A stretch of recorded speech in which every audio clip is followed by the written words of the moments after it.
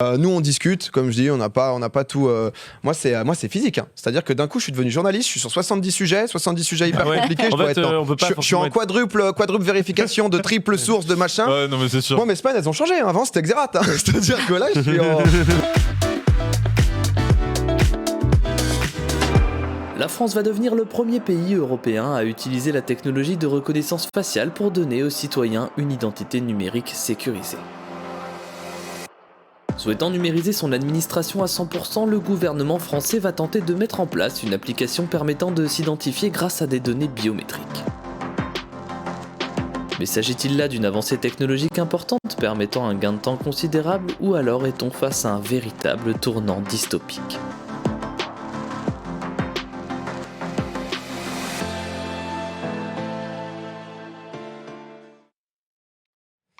Alors sujet intéressant qu'on avait envie de se poser chaque semaine, on s'interroge un peu. Donc du coup, grossièrement, l'identité numérique, c'est la carte d'identité virtuelle, le tontois virtuel qui est reconnu un peu partout sur Internet. On va parler un peu de en France, comment ça se passe pour l'instant. À l'heure actuelle, c'est pas du tout donc généralisé ni même obligatoire. Il y a un service proposé qui s'appelle France Connect, qui permet en fait d'être reconnu par tous les services publics en ligne. Je sais pas si vous avez déjà eu avec affaire. le numéro de sécu là, avec c'est ça. En gros, c'est un peu, c'est triste de dire ça, mais mot de passe, un Facebook Connect, mais version pour payer les impôts, sécurité sociale, genre payer les amendes aussi, ce genre de choses.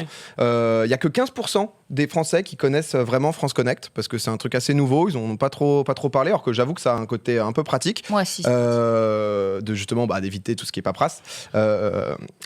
Réel, pardon. Il y a une vraie volonté donc du coup du gouvernement pour changer ça. Ils veulent donc du coup, il y a un programme qui est soutenu dans le but d'avoir une renaissance numérique, dématérialiser à 100% les services publics à l'horizon donc de 2022. Donc on va voir si c'est fait, ça c'est autre chose. Impôts, santé, CAF et tout. Et l'idée, c'est donc de créer une carte numérique avec les informations de l'individu, âge, sexe, adresse, nom, prénom, un peu tout ça. Typiquement, justement, un exemple pour l'accès au porno chez les plus jeunes, ça avait eu lieu aussi en Angleterre où ils avaient contrôlé ça. Un exemple assez pratique. Et là, en France, du coup, par Mounir, du coup, Majoubi, qui disait donc le site aura juste un accès à ce qu'on appelle un token, donc le petit token classique. C'est une clé d'activation. Pour vérifier que la personne soit bien majeure et qu'il laisse accéder justement à ce que tu veux. Donc ça, c'est France Connect, c'est un truc qui avait déjà en place. Et là, d'ici novembre, ils veulent donc mettre une nouveauté qui s'appelle Alicem, qui est en gros l'authentification en ligne certifiée sur mobile. Ça m'a provoqué quelque chose. Ouais. En gros, leur idée, c'est de remplacer France Connect et de pouvoir se connecter plus simplement au service public avec un seul compte, une seule identité numérique. Le seul problème, le seul truc un peu galère, c'est que le système de connexion, c'est la reconnaissance faciale. C'est un peu débile. Ça, c'est donc du coup, parce que moi, j'avoue que je trouvais ça bien, tu mets ton numéro de sécu, t'as le mot de passe, tu peux te connecter aux différents trucs, c'est le principe de France Connect, et là, t'es bon. Et tu veux te refaire le nez, t'es zob, quoi. Là, voilà. Là, ils veulent aller un peu plus loin. Ils disent que du coup, les informations seront stockées uniquement sur le téléphone et les services en ligne auxquels ils choisissent de se connecter. Donc du coup, chelou quand même. Ouais, c'est assez particulier. Alors on connaît par exemple sur iPhone donc le Face ID, c'est-à-dire que c'est de la reconnaissance. Après Apple te dit que ça reste que sur le téléphone, donc il y a pas de lien. Mais il y a pas mal d'inquiétudes du coup qui ont été suscitées à propos de ça. Déjà, il y a pas 1 sur 10 000 faux positifs sur les reconnaissances faciales. Il y a pas 1 sur 10 000 faux positifs. C'est-à-dire, en gros, il y a une personne sur 10 000 qui pourrait faire débloquer ton téléphone avec ça. Moi, mon frère, il pouvait débloquer mon tel. Donc, ouais. Je sais pas si. Moi, j'ai vraiment l'impression que c'est de la pas de la numérisation, mais de la gadgetisation. Tu vois, genre, ils veulent faire genre on est à la page et du coup on fait des trucs de ouf, mais en fait le truc c'est que déjà faut que ça marche quoi, parce que c'est vrai qu'ils étaient en mode ils vantent la sécurité du dispositif. Il y a eu je crois cet été 75 minutes il a suffi 75 minutes pour pirater la messagerie de l'État. Plus tôt dans l'année il y avait une simple attaque de phishing qui a permis de modifier des déclarations en ligne. Ça, du coup il y a une petite déclaration d'Emmanuel Macron justement le président qui prend exemple sur l'Estonie qui eux sont passés en république interne, enfin entièrement numérique.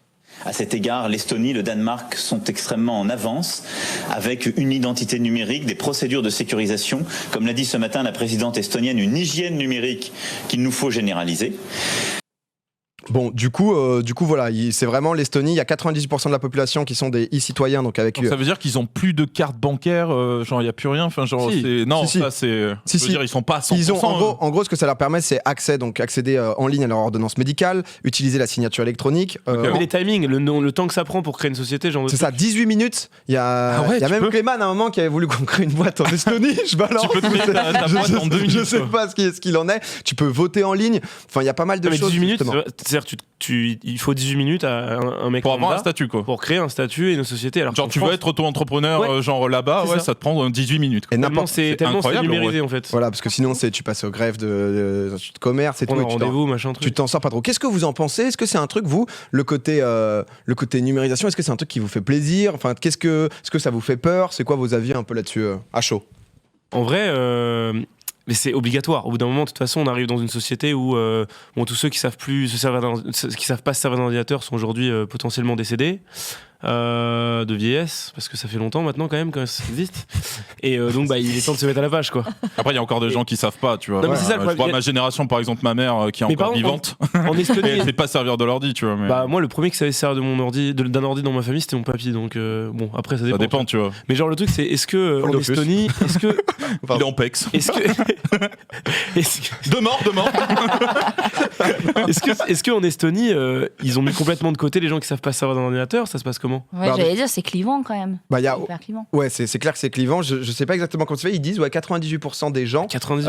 Après, c'est un peu leur truc, justement, j'imagine aussi pour rebooster, enfin pas le pays, mais le mettre en avant. Il y a beaucoup d'entreprises qui sont allées justement. Au final, c'est vraiment la République numérique, quoi. Quand on y pense, je suis désolé pour les fonctionnaires qui travaillent dans les mairies et tout, mais tout ce qu'ils font, c'est remplir des sites en intranet. Ils nous posent des questions, on répond, des trucs qu'on pourrait faire nous-mêmes directement sur les sites. Mais juste que c'est arrivé à une époque, l'informatique, où rien n'était sécurisé. Moi, j'ai bossé à la sécurité sociale. J'ai pas t'as bossé là-bas? J'ai pas bossé beaucoup dans ma vie, mais j'ai bossé à la sécurité sociale pendant 6 mois en tant que dev. C'était un stage de fin d'études, donc bien. J'ai fait des trucs stylés, je vous raconterai un jour, mais en gros, ils utilisent des technologies complètement dépassées. Moi, j'ai en fait la responsable technique de tout le centre de service d'appel. J'ai résumé son taf en 6 mois de travail, tu vois. Genre, en fait, elle travaillait plus. Elle a mon appli. Mais vraiment, je te jure, c'est vrai. Ouais, c'est un truc automatisé qui du coup fonctionnait tout seul. Il y avait plus besoin de le métier des gens, c'est de remplir des cases, de faire des Excel, de recopier des valeurs, parce qu'il y a rien qui est sur le même, il y a rien qui est uniformisé. Tout est sur des technologies différentes. C'est absolument n'importe quoi, tu vois. Du coup, t'as des milliers d'emplois, des centaines de... Non, peut-être pas 50 000 emplois peut-être en France, ça doit être juste des gens qui remplissent des cases. Ouais, ils appuient, quoi. Donc toi, t'es plutôt pour justement le changement et que toi, typiquement, que toutes tes infos soient aussi potentiellement en ligne, etc. Mais par contre, faut arrêter de non plus parano. Enfin on peut être un peu parano, mais en l'occurrence, là... c'est pour des... Ouais, c'est pour... Donc ce serait pour quoi? Ce serait pour créer des sociétés? Ce serait pour faire ses impôts? Là pour l'instant, c'est gouvernemental. C'est-à-dire que là, le truc d'Alicem, qui est donc en novembre, on sait pas trop, parce qu'on est en octobre quand même. Ouais, donc, peut-être se bouger quand même, les frères. Pas où en sont les devs, mais il va falloir accélérer. Qui veulent donc du coup juste remplacer France Connect, qui était un truc qui a pas trop marché selon eux, par un truc un peu révolutionnaire, lié à la reconnaissance. Je suis en mode, je sais pas trop comment ça va dépendre en fonction de ton téléphone ou autre. Tu vas devoir te filmer, te scanner. Ensuite, ton téléphone va envoyer au serveur pour que ça soit reconnu. Enfin, il y a quand même... Mais j'ai l'impression que c'est quoi? J'ai l'impression que c'est Macron qui veut avoir une bonne image internationale et qui veut un truc beaucoup plus moderne que les autres. Ouais, on soit un peu hype. C'est ça, c'est possible. Non, parce que c'est ce qu'il honnêtement, explique, on a une politique internationale qui est de plus en plus... à l'instar des réseaux sociaux et tout, il faut faire le buzz, quoi. Et maintenant, un pays peut faire le buzz, tu vois. Donc, c'est un peu ça, parce que là, ça disait que c'était plutôt France Connect. Les gens utilisent peu, mais j'avoue que même moi, j'ai utilisé pour mes trucs. Je connaissais pas avant qu'on en parle, j'avoue, France Connect. J'étais là, au début, c'est un peu chelou, t'es là, qu'est-ce que c'est que ça? Et au final, ça se passe très bien. Le coup de la reconnaissance faciale, pour moi, c'est n'importe quoi. Pour moi, déjà, un téléphone, je comprends pas pourquoi il aurait une reconnaissance faciale. Déjà, moi, j'allume mon téléphone dans le noir, ça marche pas, ça me fait tilt de ouf. Bon, j'ai un iPad, tu vois, je m'en sers pour mes partitions de musique et tout, des fois, je l'allume dans la nuit. Je dois allumer la lumière pour me connecter sur mon truc. Ça me fait tilt. Genre, pourquoi juste pas utiliser, je sais pas, une empreinte digitale? Déjà, empreinte digitale, c'est encore moins de faux positifs que visage. Ouais. Je crois que visage, c'est 1 sur 10 000. Empreinte digitale, ça doit être 1 sur 200 000 ou beaucoup plus. Enfin bref. Non, mais encore, toi, t'es un mec. Ou même moi, je suis une meuf. Quand je suis pas maquillée ou que je change de couleur de lentille, parce que j'adore changer de couleur de yeux, mon téléphone me dit mais nique ta mère. Ça détecte même pas, quoi. Si j'ai les yeux violets ou quoi, ou que j'ai changé de couleur de cheveux, c'est pas question, tu vois. C'est de la merde. C'est une perte de temps. En fait, je pense que c'est juste pour faire le buzz, mais il y aura moyen de se connecter avec un mot de passe, c'est sûr et certain. J'imagine. C'est impossible qu'ils mettent que le Face ID. En fait, la question, c'est jusqu'où, pas ça va aller, mais jusqu'où ce qu'ils veulent. L'idée, c'est vraiment en 2022 d'avoir un gouvernement justement entièrement numérique, donc intégralement. Donc Estonie qui est un plutôt bon exemple. Il y a la Chine aussi où ça, sur certains points c'est quand même un peu parti en couille avec quelques dérives. Clairement, avec justement donc ils ont un système de fou là-bas. La surveillance de masse. Donc ils avaient mis justement le crédit social récolté. Donc ça repose sur la collecte de données personnelles, mais également avec la reconnaissance faciale. Donc encore une fois, ça a les côtés positif, donc voilà, on voit typiquement à l'image les côtés positifs de tu peux payer dans le magasin juste avec ton visage et tout, mais il y a aussi quand même quelques aspects négatifs. Il y a donc des notes aussi qui sont données aux citoyens, des trucs qui sont faits de manière bancaire, et là ils veulent le mettre absolument sur tout. Les bons élèves qui sont donc récompensés par des réductions sur les transports, etc. Et ceux qui ont une note assez faible, ils sont sanctionnés, amende, prison, ou même affichés justement sur le mur de la honte. Alors il y avait un épisode de Black Mirror justement un peu qui expliquait ça, où ça rentre un peu là-dedans. À Hong Kong, là il y a des manifestations en ce moment, si vous avez suivi, où justement ça c'est Black Mirror qu'on voit, où on s'envoyait des notes en fonction justement de comment on réagissait. Là c'est clairement la lutte contre l'hypocrisie level max, hein. C'est après moi le sujet. à l'inverse, même si ça me dégoûte l'épisode de Black Mirror, moi je suis très moi, je trouve ça insane. Je trouve ça trop bien qu'il y ait les caméras, que tout le monde soit... Tu vois, là, juste pour finir sur Hong Kong, quand même, la police donc utilise la reconnaissance faciale. Ils en sont, j'ai vu, alors pas tous, mais certains ont fait un truc en fait où ils ont comme une sorte de diapo qui diffuse sur leur. Là, on peut voir. En fait, ça diffuse un autre visage sur leur visage, ce qui fait que la reconnaissance faciale est bloquée. Alors ça, c'est un truc qu'ils ont fait qui est pas hyper populaire, hein. Mais Wearable Face Projector, hein, quand même, la gueule, mec. Non, mais attends, mais c'est génial.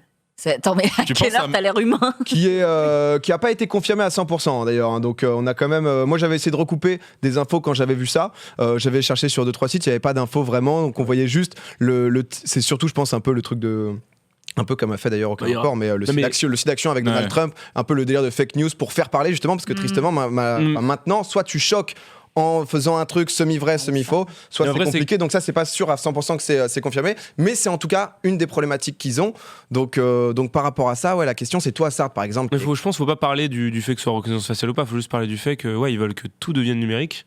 Et que tout soit centralisé. Le problème c'est que c'est comme d'habitude, tu vois, tout ce qui est hack et juste de manière générale, la sécurité informatique, c'est un domaine qui n'a pas de limite, c'est-à-dire qu'il y aura toujours moyen de pirater des données, et il y aura toujours moyen de les protéger, de répondre à un hack par une protection, et ça va être de plus en plus profond et de plus en plus compliqué, mais on pourra jamais certifier à 100% qu'un système sera fiable, tu vois. Maintenant, c'est jusqu'à où les gens ont confiance en leur... et du coup, c'est quoi le mieux, c'est d'avoir un seul, justement, par exemple, là, d'avoir un seul mot de passe, on va dire, qui te connecte à tout. Est-ce que c'est mieux ou... Je pense que même les données... N'importe qui de toute façon peut te les choper. Enfin, à partir du moment où on sait qu'on est sur Internet, on est livré, on l'a vu même avec des applis là comme FaceApp ou quoi là récemment qui avait fait pas mal de déboires. En gros, la question c'est est-ce que vous êtes dans quelle démarche à l'heure actuelle par rapport justement là on parle du gouvernement, mais on le sait que ça fait longtemps que les Amazon, les Google ou quoi, ils ont accès à tout. Bien sûr. Et que la majorité en a un peu justement rien à foutre. Est-ce que vous par exemple que justement le truc FaceApp, ils aient vos infos. Moi j'ai eu plein de potes qui m'ont dit honnêtement j'en ai rien à branler. Est-ce que c'est votre cas? C'est un peu ça le sujet, parce que là du coup juste sur le sujet c'est toujours un peu compliqué, on essaie d'avoir un discours, on va avoir une avocate qui va nous rejoindre d'un point de vue un peu légal, RGPD etc. pour apporter du vrai. Moi typiquement c'est une info que j'ai vue et ça montre un peu la réalité aussi de la société. J'ai vu cette info, je balance pas mais c'est Clément qui m'a montré l'info là à Hong Kong, et en fait quand tu recoupes tu tombes sur 5-6 sites où ça te confirme pas concrètement que c'est du faux. Et donc ça montre un peu dans ce qu'on est maintenant. Et j'avoue que moi je me connecte un peu partout avec Facebook Connect parce que juste c'est plus pratique et que j'ai la flemme. Et que j'ai la flemme et c'est hyper triste d'un côté, mais je me suis un peu fait à l'idée. Est-ce que c'est votre cas aussi? Moi, je suis un peu comme toi. Moi je suis très branleur entre guillemets. Tous les trucs maintenant que je détecte en mode connexion avec Gmail, connexion avec Facebook et tout, moi j'avoue que je serais Yankee potentiellement de quelque chose qui permet de me connecter partout avec mon compte France. J'avoue que c'est un gain de temps. En fait moi tout ce qui me fait perdre du temps, je vois plus en mode qu'est-ce qui me fait gagner du temps. Là par exemple c'est vraiment à titre personnel, ça te coûte de l'argent mais c'est des infos quoi. C'est ça, mais là je vois au niveau de la sécurité sociale, donc je suis partie en congé maternité le 2 juin, j'ai touché mes indemnités hier, du 2 juin, je n'ai pas touché d'argent juin, juillet, août, septembre, octobre. Sauf que tu te rends compte des mois et des mois, ou alors mon numéro de SIRET, pour ma micro-entreprise, je l'ai reçu 4 mois après. Ouais, mais c'est un enfer. En fait, tout est long, tout est chiant. Mon compte bancaire, c'est long. Même pour refaire un passeport quand tu l'as. Je suis curieux un peu d'avoir l'avis du chat. On va faire un petit sondage. Vous votez pour ou contre dans le chat. Le sondage va se lancer. On verra le résultat un petit peu. Voilà, si pas si vous avez, enfin non pas pour ou contre, mais qu'est-ce qu'on fait Non mais genre comme type de sondage. Le fait, déjà l'accaparation des données de façon. Est-ce que vous êtes parano, oui ou non? Ouais, est-ce que vous êtes parano? C'est un mot déjà très avancé. Tu vois. Tu peux ne pas t'en foutre sans être parano. Un truc qui pourrait être intéressant, c'est. Théman, bon, c'est pour ou contre? Vas-y. L'identité numérique en France, 100% pour ou contre? C'est le fait d'associer de façon numérique tout ce qu'on fait dans la vie avec un login et voilà. Voilà, ça c'est bien vu, vous votez, je suis curieux, on reviendra juste après sur le chat. On a un auditeur, parce que c'est aussi l'idée justement que vous puissiez vous exprimer, je vois plein de gens s'exprimer en permanence, nous parler dans l'émission, alors c'est très difficile, vous êtes 30 000, nous on essaie de lancer des sujets qui nous intéressent, ou bah bien sûr on n'a pas accès à tout, on n'a pas envie de dire de conneries, et je crois qu'on a quelqu'un avec nous sur Discord, c'est Pierre-Élie qui est là avec nous et qui voulait réagir justement sur le sujet. Est-ce que tu nous entends?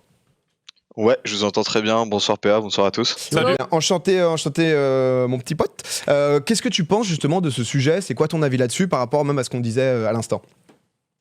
Bah alors ouais, pour commencer en fait je pense que l'identité digitale c'est sur le papier, c'est une bonne idée parce que on se plaint toujours des côtés archaïques un peu de l'administration française. Créer son entreprise, c'est des processus lourds, compliqués.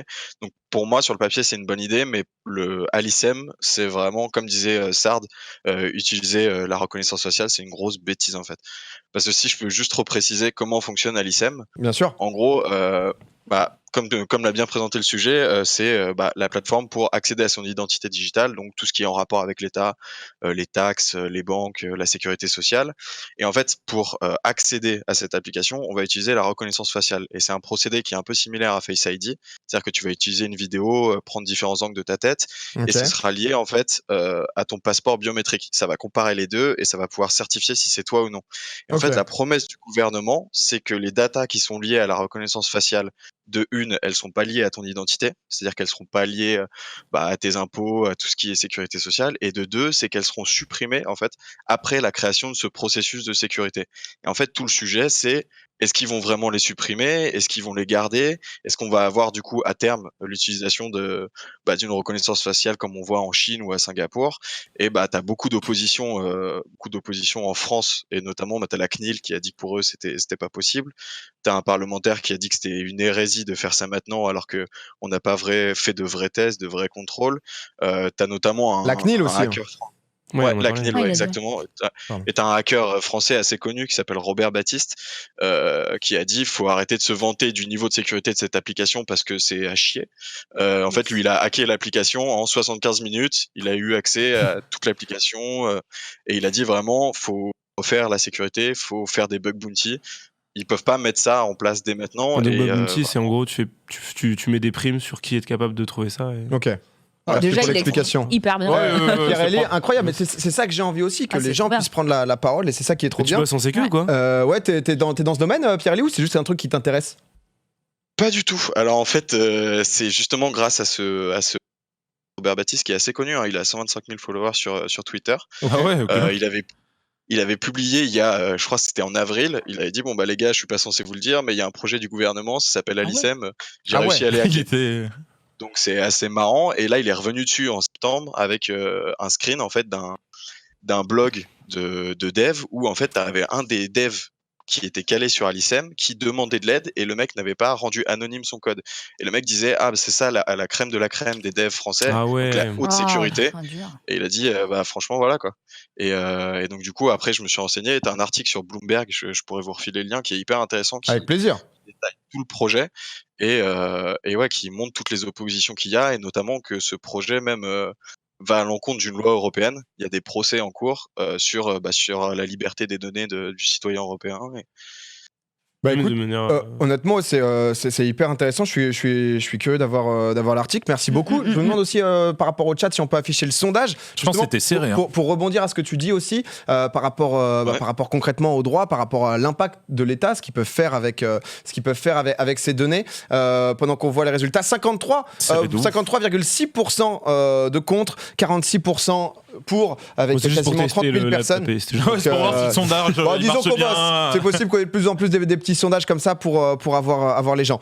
Pour rebondir sur toi, Pierre-Élie, on a justement avec nous aussi, si je dis pas de bêtises au téléphone, Isis Langeron, qui est avocate au barreau de Paris, donc spécialisée en IP-IT, si je ne dis pas de bêtises, associée au cabinet Scare. Est-ce que, Isis, tu nous entends ?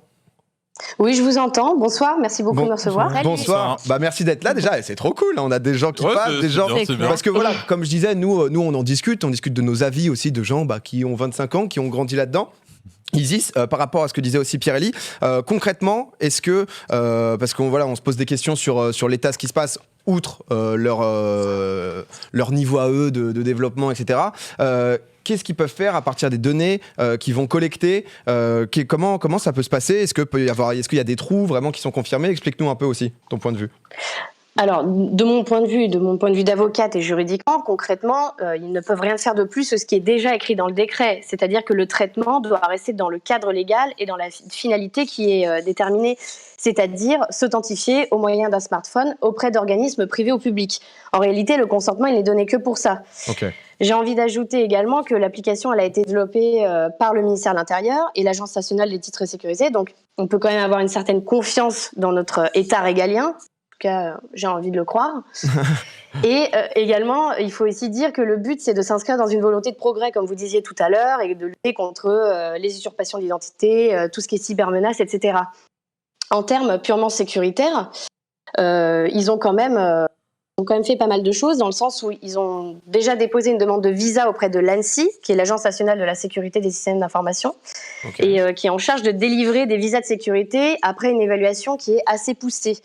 Et eux ont visé d'ailleurs le plus haut niveau de sécurité, c'est-à-dire que le niveau de sécurité va être évalué, on espère également,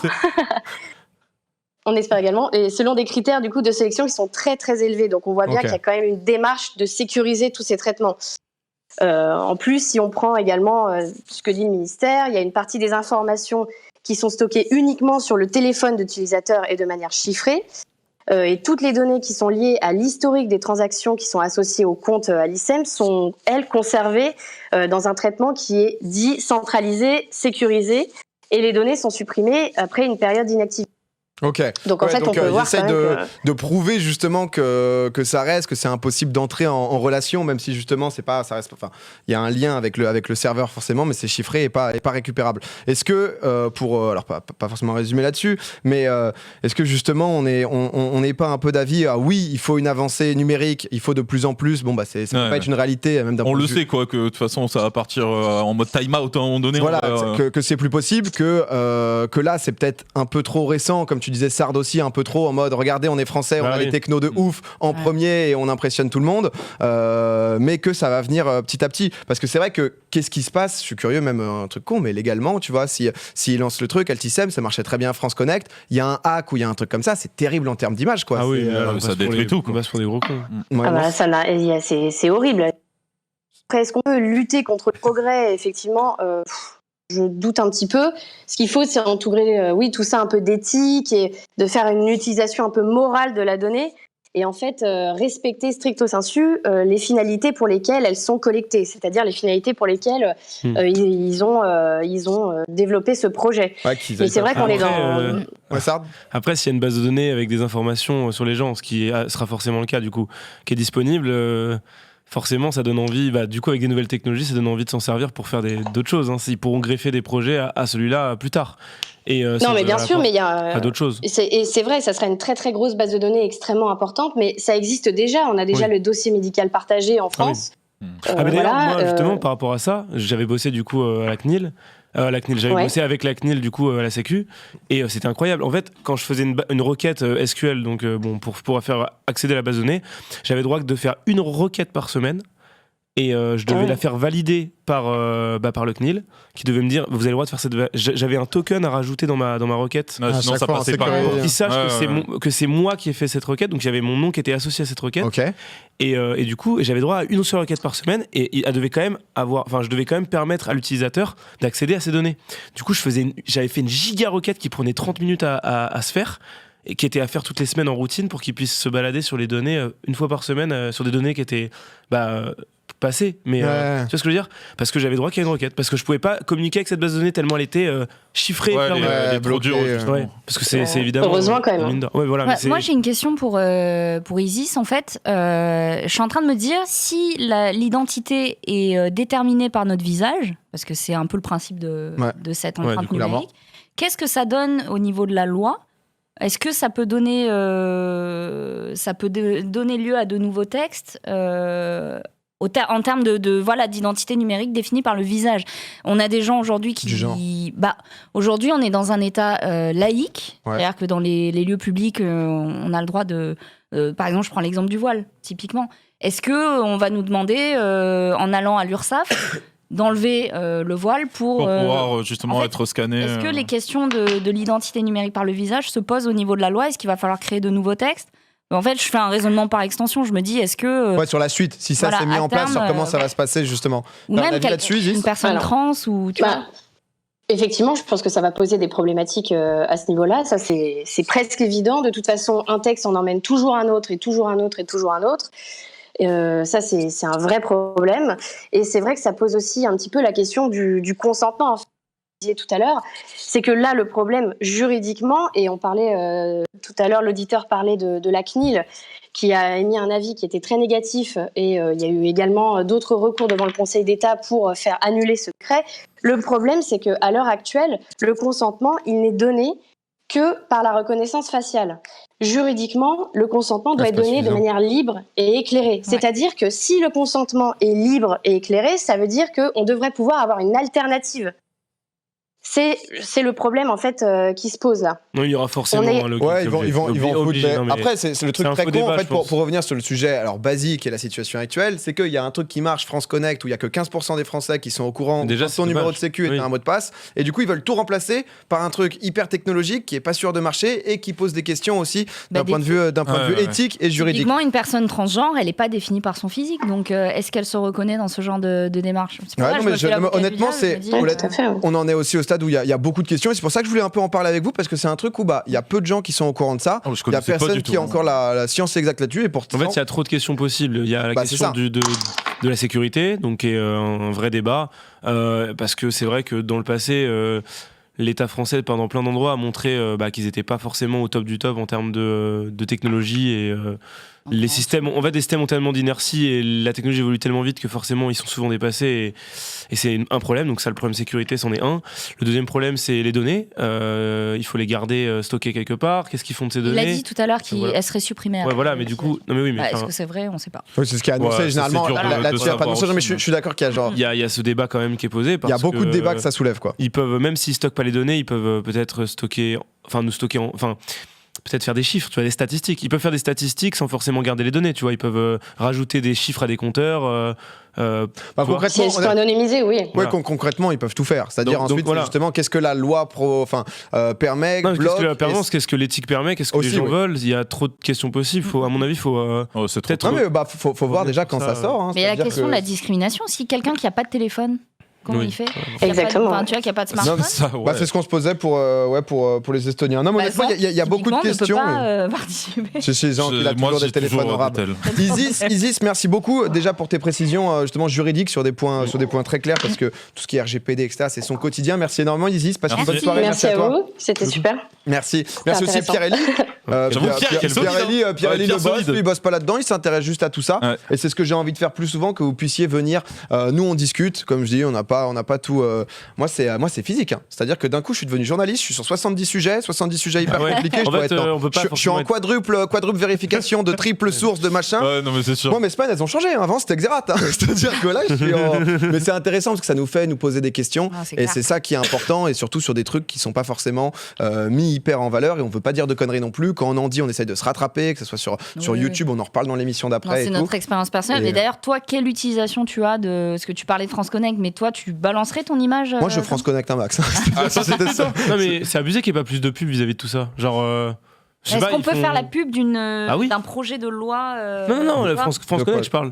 Pourquoi France Connect, il n'y a pas des publicités qui sont en mode c'est plus facile, c'est en un clic machin qui passe. Bah, je sais pas, ils ont un peu de mal. Pourquoi ils font pas 2-3 OP en fait? Ah ouais, mais vraiment? Non, mais vraiment. Non, mais les gars, peut-être pas semaine prochaine, mais une des prochaines semaines, on se fait le débat. Hein. Genre, n'hésitez pas à vous lancer, une vous lancer des vrais sujets. Gouvernementale, là, qu'est-ce que tu fais? Bah, c'est en cours. Non, mais attends, tous les gens qui risquent de perdre leur emploi aussi, potentiellement. Oui, bah oui, ça c'est sûr. Non, mais là, Marie, mais note tous ces débats-là. Tous ces débats là. J'ai plus de réponse. Fais-nous un stock. Note-les pour la prochaine fois, je t'en supplie. Ceux qui recopient nos prénoms dans un nouveau, hein? Ceux qui recopient nos prénoms dans des cases Excel. Bon, nouveau débat, là, je crois. Non, là, juste, c'est du tac, là. Là, ça rafale du fonctionnaire, juste ici. Bon.